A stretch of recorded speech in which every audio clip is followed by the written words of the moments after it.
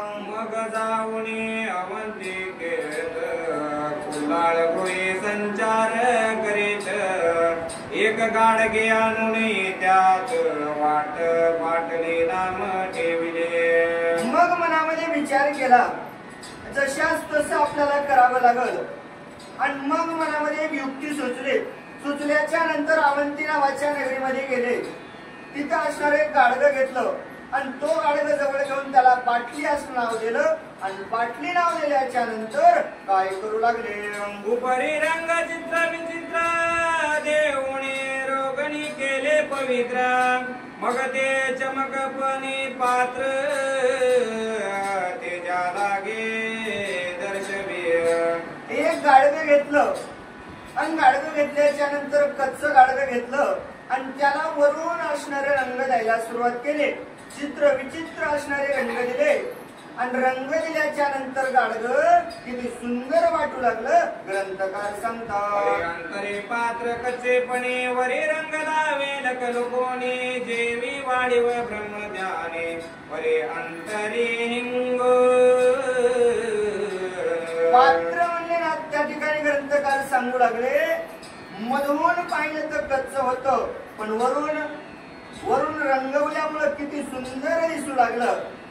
तसं असणारं सुंदर पात्र आणि तो असणारा ग्रंथकार आम्हाला सांगतात की बाबा एवढं जगाला ज्ञान सांगण्यासाठी या ठिकाणी बसलेले आहेत पण मधून पाहायला गेलं हे कोण ज्ञानी नाहीत अज्ञानी आहेत फक्त जगाला सोंग दाखवायचं आहे। ग्रंथकार सांगू लागले बोलता ज्ञानी विशेष की प्रत्यक्ष मिळाला स्वस्वरूपास ऐसे भासले तरे ओफस तरे अंतरे हिंग। ज्ञानी एवढं ज्ञान जगाला सांगतात आम्हाला जस काय सायुज्यता नावाची मुक्तीच प्राप्ती झाली आमचे ज्ञानी दुसरं कोणी नाही एवढं लोकांना ज्ञान सांगायचं। पण ग्रंथकार म्हणले अंतर्मनानं पहा सांगणारा सुद्धा ज्ञानी कसा असतो अंतर्मनानं जर पाहिलं त्याचं ज्ञान त्या ठिकाणी शून्यत्व असतं। असं गाडगं त्या ठिकाणी वरून पाहिला गेलं तर आपल्याला संपूर्ण रंगवलेलं दिसलं असलं तरी अंतरी असणार कच्च आहे। ग्रंथकार सांगू लागले नवते मडके कच्चे पणी वरी सुडाळ दिसे रंग प्रकरणी असो गोरक्षनाथ ते घेऊन स्मशान वाटिके पोचला। नव असणार तो मडकं घेतलं रंग त्याला दिलेला आहे वरून पाहायला गेलं तर चमचम चमचम असणारं मडकं दिसायलंय अंतरी पाहायला गेलं तर कच्च आहे। ग्रंथकार म्हणले बाकी विषय वाढवण्यामध्ये वेळ घालता तो असणारं गोरक्षनाथाने हातामध्ये घेतलं आणि ज्या ठिकाणी भर्तरीनाथ बसलेले होते त्या ठिकाणी येऊ लागले। भर्तरे जवळ येता दृष्टी सन्मुख तत्वता हेचे निमित्त करुणे नाथा कोणी लागी पडितसे।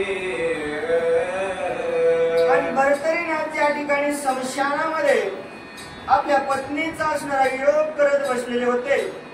त्या ठिकाणी गोरक्षनाथ आले डोक्यावरती मडकं घेतलेलं आहे आता नाटक करायचे नाटकाला सुरुवात झालेली आहे आणि आल्याच्या नंतर पाहिलं जशास तसं उत्तर द्यायचं आहे। काय करावं लागल डोक्यावरती घागर असणारी माठ घेतला मडकं घेतलं चालू लागले चालत चालत चालत चालत ठेच लागण्याचं निमित्त केलं ठेच लागल्याचं निमित्त केल्याबरोबर मडकं डोक्याहून खाली पडलं आणि खाली पडल्याच्या नंतर काय झालं अंग धरणे देत टाकून सोंग दावे मूर्छा पण त्या संधीत बाटले कवळून बाटले लागे न्याळे। मडकं पडल्याबरोबर काय केलं सोंग दाखवायचे हो जगाला सोंग दाखवायचंय तसं भर्तरीनाथाला सोंग दाखवायला सुरुवात केली। अंग असणाऱ्या जमिनीवरती टाकून दिलं मूर्छा आली की काय चक्कर आली असेल की काय अशी अवस्था झाली. जमिनीवरती पडले आणि पडल्याच्या नंतर काय पाहायला लागले ग्रंथकार सांगू लागले. बाटली गेली फुटून मग सोंग मूर्छेचे सावरून भवते पाये विलोकून बाटली झाली सतचूर्ण. ग्रंथकार म्हणले बाटली तर फुटून गेली, मूर्छापणेच सोंग केलं. सोंगातूनही सावध झाले, उठून बसले आणि बसल्याच्या नंतर पाहू लागले. बाटलीकडे पाहिलं, राहिली होती का? कशामुळे राहिली? कच्ची होती ना. कच्ची असल्यामुळे राहिली नाही. 100 तुकडे बाटलीचे झाले. करायचे होते का? झाले हो. करायचे होते. कोणासाठी करायचे होते? ग्रंथकार सांगू लागले.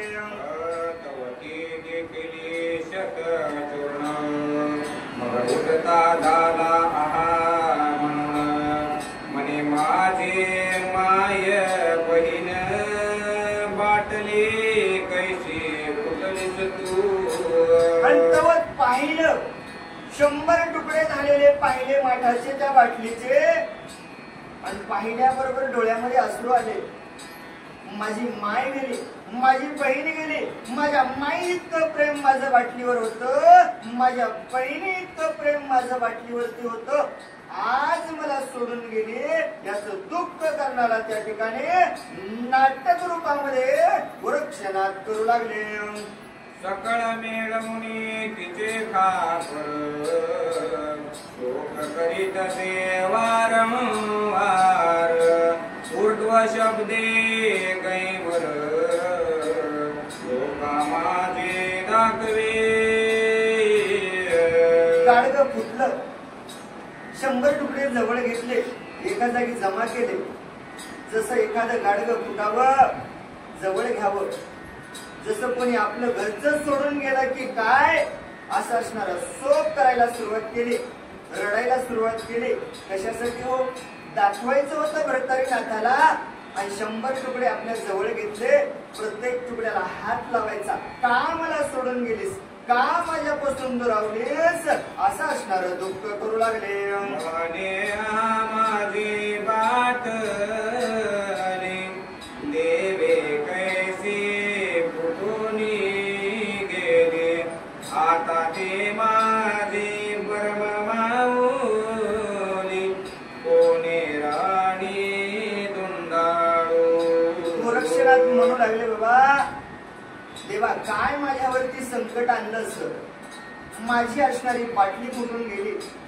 माझ्या माईपेक्षा प्रिय असणारी माझी बाटली होती. देवा कुठं धुंडावं? भेटल का? माय गेली, माझी माय. आणि गेलेली माय मला भेटणार नाही. कोण्या रानामध्ये जावं, कुठं धुंडावं? आता माझी माय मला भेटणार नाही. असं दुःख त्या ठिकाणी होऊ लागलं. माय गेली सोडून आता तुझ्यासाठी वेचिन प्राण. विधात्या कैसे घडून आणि रे तू आया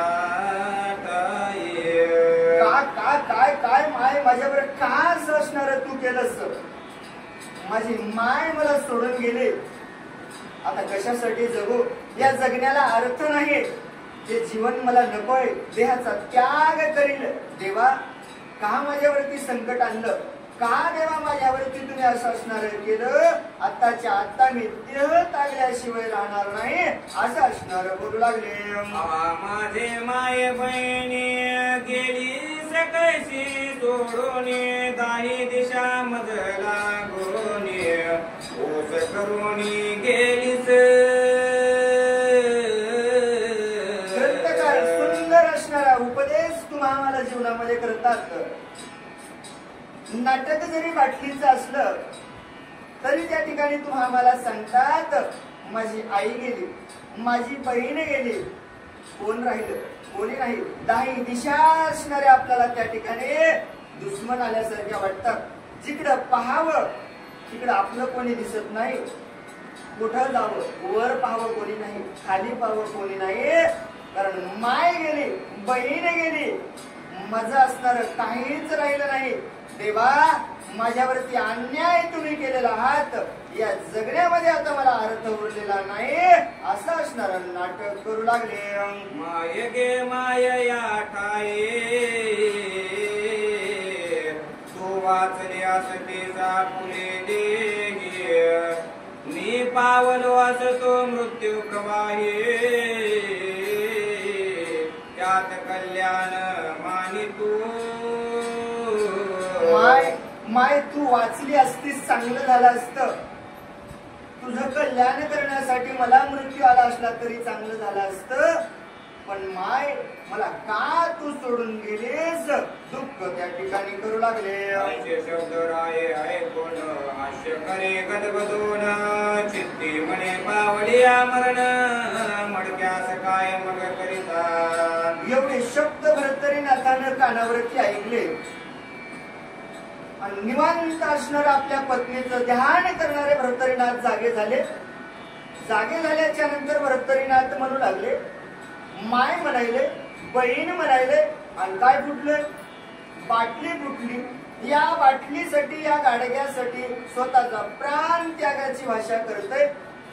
अरे प्राण गेल्यावर काय गाडगं कामाचं, प्राण आहे तोवर सगळं आहे ना, मग या गाडग्यासाठी कशासाठी तू प्राण देत आहेस असा विचार मनामध्ये भरतरीनाथ करू लागले. वारंवार करी नृपती इकडे गोरक्ष चिते आरंभळे अठासे. असा असणारा विचार मनामध्ये भरतरीनाथ करू लागला, हसू लागला, पाहू लागला त्याच्याकडे. काय म्हणला याला कळत नसेल काय, गाडग्यासाठी स्वतःचा प्राण देतो म्हणाले, कळावं नाही याला काही, काय गरज आहे त्या गाडग्यासाठी प्राण देण्याचे.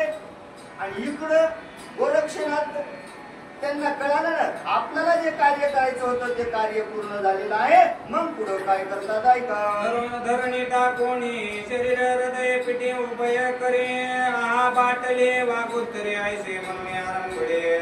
आणि मग पुन्हा नाटकाला सुरुवात केली, गडबडा लोळायला सुरुवात केली. जमिनीवरती शरीर टाकायचं, माझी माय माझी बहीण माय असणारी गेले, काय करावं, गडबडा गडबडा लोळू लागले आणि हे सर्वस्व भरतरीनाथ पाहू लागले.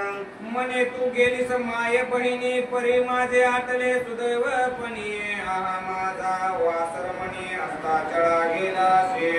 बाबा तू माझी माय बहीण मला सोडून गेलेस, माझं सर्वस्व संपूर्ण आहे, मी काय करावं, मला आता कोणी उरलेलं नाही असं दुःख पुन्हा सुरुवात केली. आहा बाटले माझे धन कोणी दुर्जने नेले जाऊन, आहा बाटली तुझे वदन एकदा लावे मजला. ही बाटली असणारी माझी तन होते, कोण्यातरी दुर्जनाने माझ्यावरती घात केला, माझ्यापासून हिरावून नेले. ऐक ना, ये ना एकदा, ये ना एकदा मला माझं तोंड दाखवणं, माय ये ना असा असणारा विलाप त्या ठिकाणी करू लागले. बाटली परमा दुर्जटी कोणी रावली, ममांदाचे काटे ऐसे म्हणून वागवले माय वदन दावी गे. ती बाटली असणारी माझी माय होते, दुर्जनानं माझ्यापासून हिसकावून घेतले. लंगड्याची चालत असताना कोणतरी काठी घ्यावी तशी असणारी अवस्था होती, जमिनीवरती पडतो तशी असणारी अवस्था गोरक्षनाथाची होऊ लागली. ये ना माय ये ना एकदा मला माझं तोंड दाखव माय असं असणारा त्या ठिकाणी विलाप करू लागले. ऐसे म्हणून दीर्घरुदन करिता हे अट्टासे करुण परिणाम भरतरे ते पाहुण चित्ता माझेचा काटे. एवढं असणारं दुःख करायचं, पुन्हा जमिनीवरती लोढायचं, आक्रोश करायचा, येणं माय येणं कशासाठी हो, फक्त भरतरीनाथाचं लक्ष आपल्यावरती यावं. भरतरीनाथानं सर्वस्व पाहिलं, मनामध्ये चाकटले, दचकन चटकले. काय झालं असेल म्हणजे बाटलीसाठी एवढं दुःख करायलंय.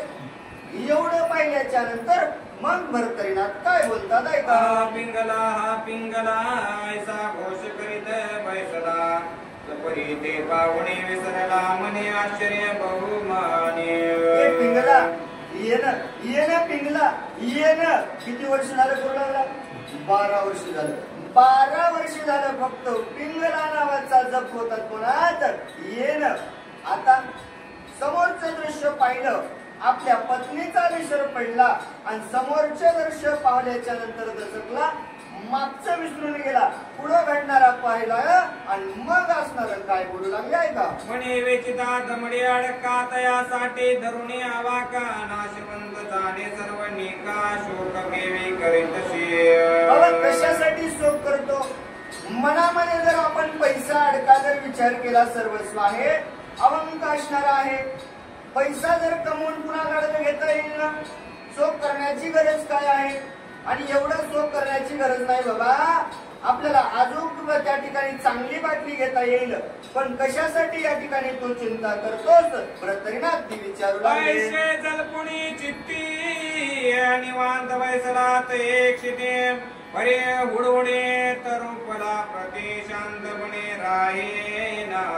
अरे शांतपणे राहीनच गेलं ना, मनामध्ये सारखा विचार चालू होता, कधी भेटल? माझी माय गेली, बहीण गेली, सर्वस्व गेलं, पण शांत असणारे बसत नव्हते.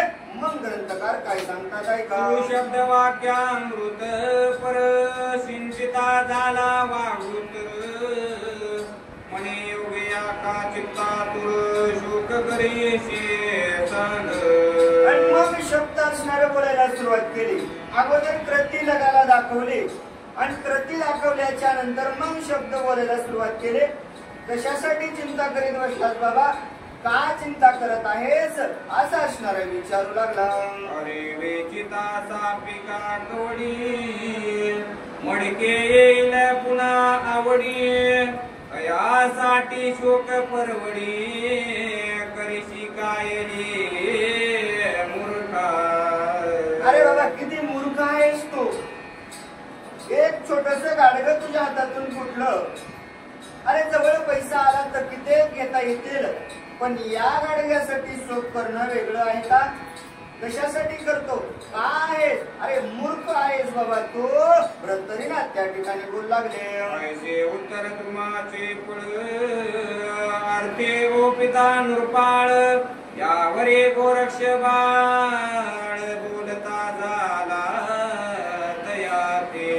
ब्रतरीनाथानं अनेक प्रश्न विचारले, गोरक्षनाथानं ऐकून घेतले आणि ऐकून घेतल्याच्या नंतर आता गोरक्षनाथ काय बोलू लागले ऐका.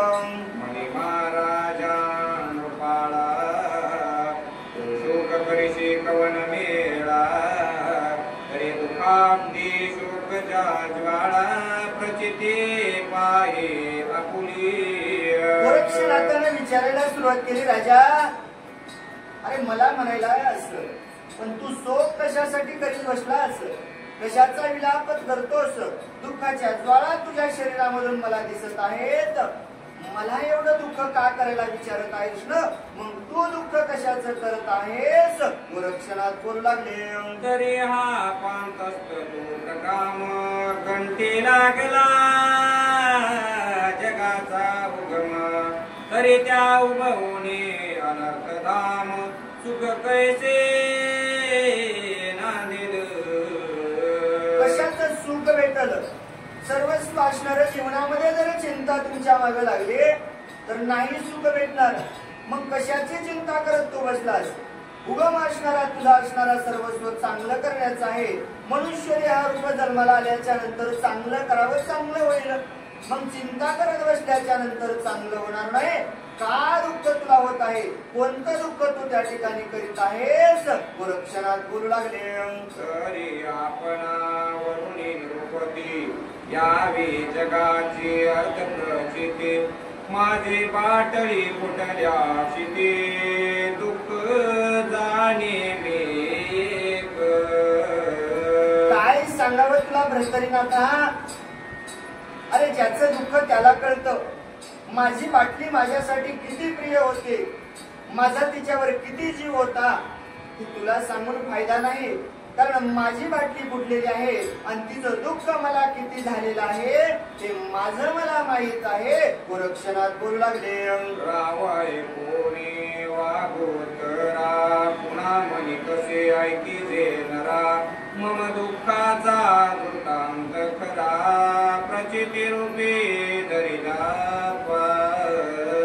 आणि मग राजाने ऐकलं सर्वस्व. तर आहे बाबा म्हणले, माणसाचं दुःख दुसऱ्याला सांगता येत नाही. माझंही दुःख तसंच आहे, कोणाला सांगावं. माझ्याही दुःखांचा वृत्तांत तोच आहे.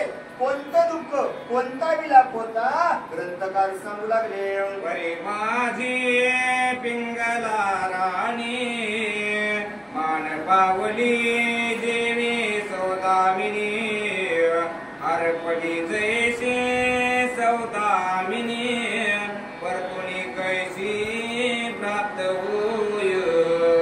खरंय बाबा, तू जसं दुःख करायलास तसंच माझं दुःख आहे. माझ्या प्राणापेक्षा प्रिय असणारी माझी पत्नी पिंगला माझ्यापासून दुरावली. काय करावं, किती बोलावं, यायला तयार नाही. असं असणारं माझं दुःख आहे. माझं दुःख मला माहित आहे बाबा, तुला काय सांगून फायदा आहे. भरतरीनाथ बोलू लागले. शतानुशत मडकी मिळत प्राप्त करुणी देईन क्षणात पिंगले समान स्त्री रत्न कैसे दुसरे मिळेल. आणि बाबा, तू ज्या मडक्यासाठी या ठिकाणी लढत आहेस ना, असे एक नाहीये, हजारो मडके तुला मी क्षणात प्राप्त करून देईल बाबा. पण माझी प्राणप्रिय पिंगळा लावण्य असणारी माझी पत्नी मला सोडून गेली की तुम्हाला मिळणं शक्य नाही. भरतरीनाथ बोलू लागले. यावरी गोरक्षे बोले वचन तुझ्या पिंगला लक्षावधी दान प्राप्त करीन एक क्षण पर्यायशी पाटली मिळेना. गोरक्षनाथाने सांगायला सुरुवात केली. भरतरीनाथाने सांगितलं, हजारो मडके तुला मी क्षणात देईल. गोरक्षनाथाने सांगितलं, बाबा हजारो काय, अरे लाखो पिंगळा मी तुला तशा क्षणात आणून देईल. पण माझ्या बाटली सारखी दुसरी बाटली भेटणं शक्य नाही, म्हणून मी दुःख करत आहे. गोरक्षनाथ बोलू लागले. ऐसे आहे कोणी नराधिप म्हणे पिंगलेचे स्वरूप गुणवंती गंभीर लक्षावधी दाविशी. एवढं गोरक्षनाथाचं बोलणं ऐकलं. भरतरीनाथानं सांगितलं, बाबा तू लाखो नाही लक्षानुलक्ष जरी पिंगळा आणून दिल्यास, पण माझ्या पिंगळेचं स्वरूप, माझ्या पिंगळेचं सौंदर्य, माझ्या पिंगळेची सर्वस्व असणार त्या ठिकाणी बरोबरी कोणती सोबतच होणार नाही. एवढी सुंदर, एवढी माझ्यावर प्रेम करणारी माझी पिंगळा भेटणार नाही. भरतरीनाथ बोलू लागले. तरी लक्षावधी पिंगला माते आताची दाखवी सद्गुरु भरिते तुते बाटल्या शतानुशते सिद्ध करी तू या टाया. तू जे काही म्हणत आहेस ना, लक्षानुलक्ष असणाऱ्या लाखानं आणतो मी पिंगळा, तर दाखव बाबा, मला लाखानं पिंगळ्या त्या ठिकाणी आणून दाखव. हजारो असणाऱ्या तुला मी त्या ठिकाणी बाटल्या आताच्या आता या ठिकाणी सादर करू शकतो. भरतरीनाथ बोलू लागले. तरी तुझा चमत्कार लावी माते कल्पतरू कैसा भूषण कृपा करू गुरुसुत तू गैवरला. अंतरी असणारा तुला त्या ठिकाणी चमत्कार असणारा मला या ठिकाणी करून दाखव. एवढं म्हणल्याबरोबर असणार त्या ठिकाणी गोरक्षनाथाने काय काय केलं, ग्रंथकार सांगू लागले. समान करणे माते मिरवेल अंतकरणे नातरे ढिसाळ पाटल्या वाणी पर्यार्थ हिंगूच दिसतशी. अरे बाबा, लाखो हजारो जरी बाटला त्या ठिकाणी तयार झाल्या तर तशी येईल का हो? नाही येणार. त्या बाटलीची सर दुसऱ्या बाटलीला येणार नाही. आणि दुसऱ्या बाटल्या त्या बाटलीसारखी भेटणार नाही. भ्रतरीनाथाला त्या ठिकाणी गोरक्षनाथ बोलू लागले. जैसे मृगजळाचे पाणी परे अगदी समान वाटे, खाणी परे कशा कोडाचा वासरमणी असता चळे पावेना. बाबा वासरमणी असणारा पावणार नाही. मृगजळ नावाचा तुम्ही त्या ठिकाणी पाहिलं, पाणी नसतं का हो जमिनीवरती? असतं ना. तहान भागती का हो? नाही भागणार. मग मृगजळाची असणारी तहान भागत नाही. मग तुझी बाटली तू जरी आणलीस तर माझ्या बाटली सारखी दुसरी बाटली भेटणार नाही. गोरक्षनाथ बोलू लागले. हे शुद्ध ओडंबरे गण स्वर्गे होणे करे गर्जन, परी कोयले शमान लागे आतळेना.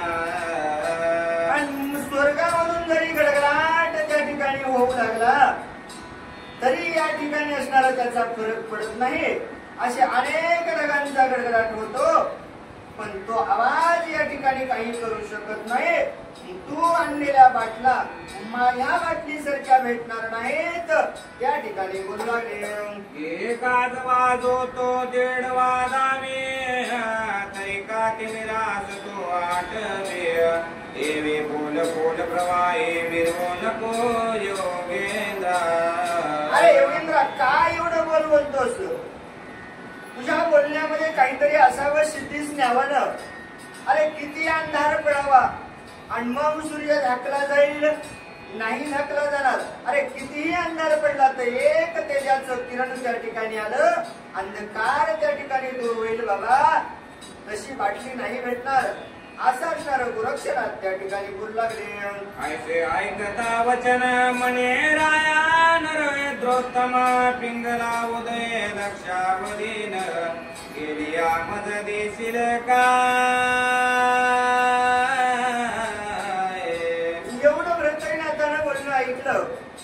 ऐकल्याच्या नंतर सांगितलं, बाबा एवढं तू बोलायलास, माझी गेलेली पिंगळा लक्षानुलक्ष पिंगळा तू त्या ठिकाणी म्हणतोस ना आणून देईल, खरं करून दाखवशील का?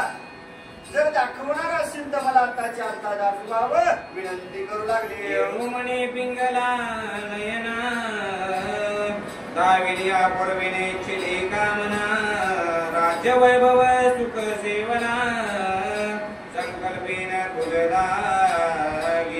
बघा, ज्या कार्यासाठी आणते अगोदर ते कार्य पूर्ण करायला सुरुवात केली. गोरक्षनाथानं सांगितलं, तुझी पिंगळा जशाच तशी मी तुला आणून दाखवतो. मग काय करावं लागल? तुझ्यामधली काम वासना बाजूला काढावं लागल, राज्य वैभव सोडावं लागल.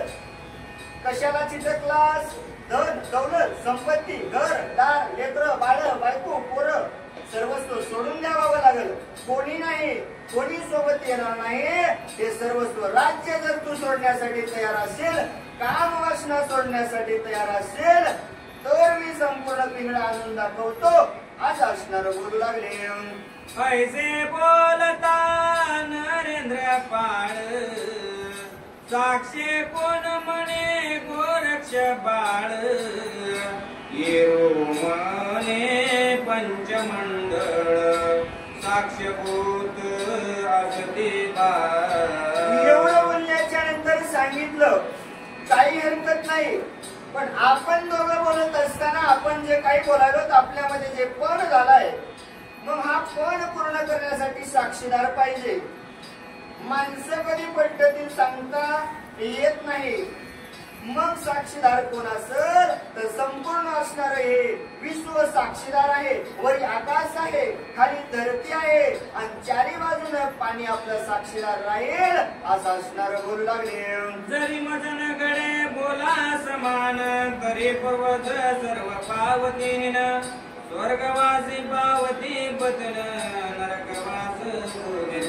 नरकवास भोगल्याशिवाय राहणार नाही. मग असणार जर बोलणं जर मी खरं नाही करून दाखवलं तर सर्वस्व असणार त्या ठिकाणी मला नरकवास भोगावा लागल. असं असणार बोलू लागले. आणि शतजन्म रवरवकार मही भोगेन वारंवार, गरीबीन ओपी राज संभार तुझला भी महाराजा. मग भरतरीनाथाने सांगितलं, अरे बाबा सर्वस्व 7 मी नरकवास भोगायला तयार आहे. जे बोललं ते मी करून दाखवेल असं असणाऱ्या दोघांमध्ये त्या ठिकाणी बोलणं होऊ लागलं. ऐसे बोलणे शपथ पूर्वज पुन्हा बोले शपथ दायक मने महाराज आहेत बाळग मुला समान दावे. एवढं असणारं बोलणं झालं.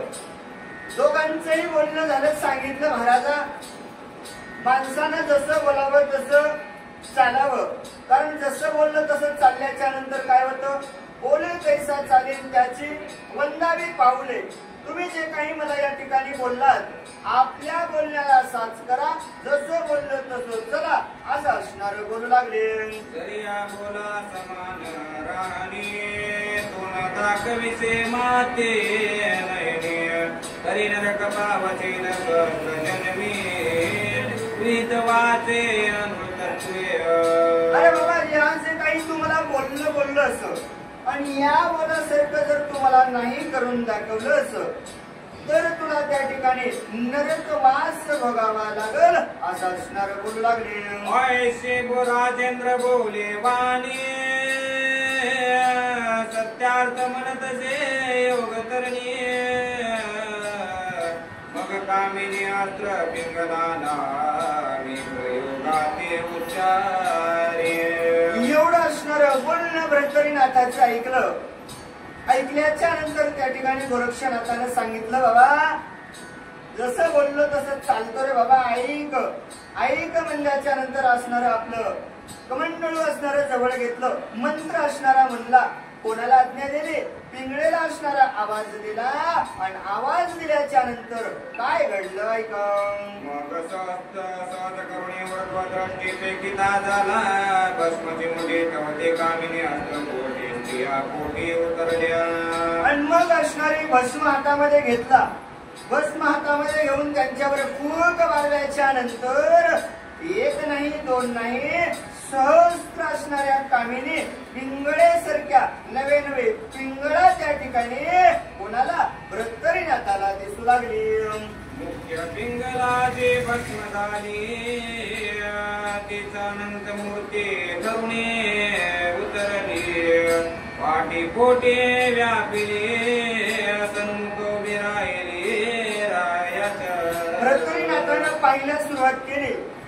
कोणती पिंगळा गेली हो, मुख्य असणारी पिंगळा जी अग्नीमध्ये भस्म झालते आणि तीच पिंगळा समोर आलते. पाठ पाहिली तसंच, अंग पाहिलं तसंच, रंग पाहिला तसंच, स्वरूप पाहिलं तसंच, जशा तशी पिंगळा समोर आलेली पाहिली आणि काय असणारे बोलू लागले. राव पाहुणे पिंगला स्वरूप मोह कामाचा उजळला दीप सकळाची वैस होणी आपणा समीप संसार पुन्हा पुसतसे.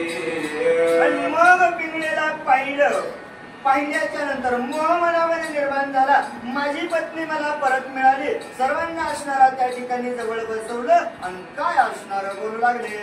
परीच्या पिंगला सगुण सरिता सर्व सांगते अचूक वार्ता सांगणे उपरे बोधर ताराया प्रति बोलते. आणि मग पिंगळेला जवळ बसवल्याच्या नंतर पिंगळेनं सांगायला सुरुवात केली. महाराज कशासाठी आला, कुठं जायचं आहे, काय करायचं आहे, संपूर्ण कथन पिंगळा असणारी त्या ठिकाणी मालकांना सांगायला सुरुवात केली. म्हणती महाराजा प्राणेश्वरा मोविराजे सैन्य बैसले अंतरा परे अश्वशा अश्वाश्वताचा माता बारा फुकटपणे वाहिला. आणि मग पिंगळेनं बोलायला सुरुवात केली. महाराजा या जन्मामध्ये आल्याच्या नंतर तुम्हाला मुक्ती भेटते, तुम्हाला देवाची प्राप्ती करता येते, पण हे सर्वस्व सोडून कशाच्या मागे लागलात. एक स्त्रीसाठी असणार आपलं आयुष्य तुम्ही या ठिकाणी व्यर्थ घालत आहात. सोडून द्या, हे असणार चांगलं नाही. पिंगळा त्या ठिकाणी बोलू लागली. या चित्ते करुणी तुमची प्रीती होताहुनी घेतले देहा प्रति पुन्हा उदय गोरक्ष जते आनंद दृश्य पै केले.